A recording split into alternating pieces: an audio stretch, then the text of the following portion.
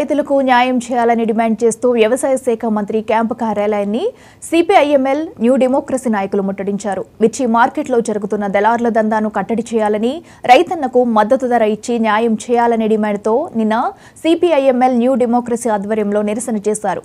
వీరి నిరసనను పోలీసులు అడ్డుకున్నారు. పలువురు నాయకులను పోలీసులు అరెస్టు చేశారు. దీన్ని నిరసిస్తూ ఇవాళ మంత్రి కార్యాలయాన్ని ముట్టడించారు. ప్రజాస్వామ్యానికి వ్యతిరేకంగా పోలీసులు వ్యవహరించారని ఆరోపించారు. మద్దతు ధర అడగడం నేరమా, దళారులు దోచుకుంటుంటే మాత్రం చూస్తారంటూ ప్రశ్నించారు.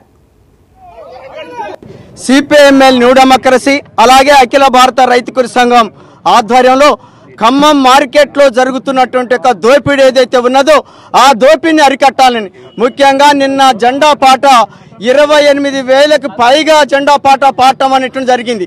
జెండా పాట ప్రకారం కొనుగోలు అనేటువంటిది జరగకుండా 17,000కు మాత్రమే కొనుగోలు అనేటువంటిది చేస్తున్నారు. ఇది దోపిడీ, పక్కగా రైతుని నిలువు దోపిడీ చేయటం తప్ప మరొకటి లేదు. అయ్యా దీన్ని అరికట్టండి అనేటువంటి చెప్పి కలెక్టర్ గారు ఈ విషయంలో జోక్యం చేసుకోవాలని చెప్పి సిపిఐఎంఎల్ న్యూ డెమోక్రసీ ఆధ్వర్యంలో ఆందోళన చేస్తుంటే మా పైన మేము పాకిస్తాన్ తీవ్రవాదులం కాదు, లేదా మేము సంఘ వ్యతిరేక శక్తులం కాదు, రైతుల తరఫున కొట్లాడేటువంటి వాళ్ళం, పోట్లాడేటువంటి వాళ్ళం, మా పైకి ఈ పోలీసుల్ని ఉసిగొల్పి మమ్మల్ని చట్టవిరుద్ధంగా ప్రజాస్వామికంగా అరెస్టులు చేస్తున్నారు, మా పైన దౌర్జన్యానికి పాల్పడుతున్నారు. ఈ చర్యల్ని మేము తీవ్రంగా ఖండిస్తున్నాం. ప్రజాస్వామ్యంగా ఆందోళన కొనసాగిస్తున్నాం.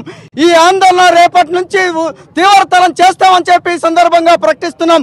రైతుల సమస్యలు పరిష్కరించేంత వరకు, రైతుకు న్యాయం జరిగేంత వరకు రైతు తరపున మేము పోరాడతాం.